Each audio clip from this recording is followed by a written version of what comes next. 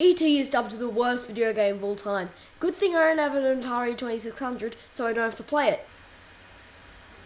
Oh. So I will be playing this on my SNES Classic Edition via an emulator, because I don't have an original Atari 2600. So for video games, first impressions are very important. So let's open the game, and let's see what our first impressions are.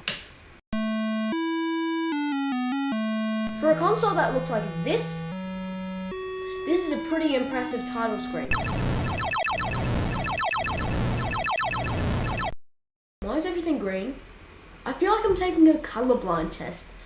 But then again, it is the Atari 2600. The word graphics wasn't even invented yet. So the story of E.T. is he comes down on a spaceship and he needs to get back home. Why couldn't he just stayed in and gone back to his home? So how do you win the game? So E.T. has to collect 3 pieces of a phone inside pits so he can phone home. So as you can see, this is not a game you just pick up and play. No, you've got to read the instructions. I'm not saying that reading is bad. It's just when I'm playing E.T., I'm not here to read, I'm here to play the game. There's all these arrows and there's these like pellet things in the middle. You've just got to find out what they do. They're everywhere. So E.T. is energy, and that is the counter you see below the screen when you're playing the game. If he runs out of energy, then he will die. Yes, E.T. can die if the game wasn't already hard enough. So the pits I was talking about earlier, they are super annoying because they are so easy to fall into. If E.T. has his toes above one of the pits, then chances are you will fall in. May not seem like a big deal to get out, but when floating out, it takes away a lot of your energy. And also the way he gets out makes no sense. When in the movie did E.T. extend his neck and fly out? And there are so many of the pits too.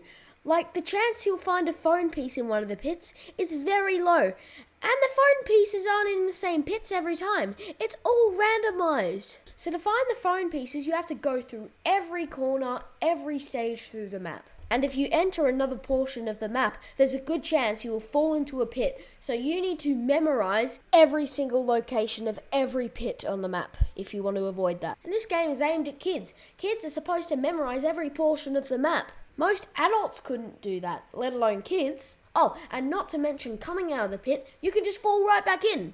There's a trick. You've got to mess around with the controls just right.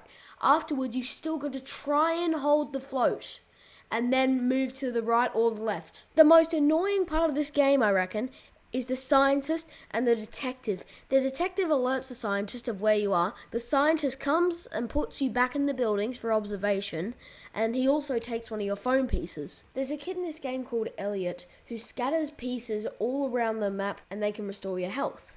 If you collect 9 of them, you can call Elliot to give you one of the phone pieces. Oh, E.T. was one bad video game. But was it really the worst video game in the world? No. That answer may surprise you, but there are way worse games out there, such as Tetris 2, Sonic Boom, every mobile match 3 ever. The developer of E.T., Howard Scott Warshaw, was given 5 weeks to complete the game. Most Atari games took 12 to 18 months to develop. Even Donkey Kong. There was no Unreal Engine or Unity at the time. No, it was all done with thousands of lines of code and thousands of hours of work. Howard Scott Warshaw also created some of the greatest Atari games as well, such as Yar's Revenge, Raiders of the Lost Ark, so I don't really think it's fair to blame him for the video game crash of '83. Blame whoever designed this thing.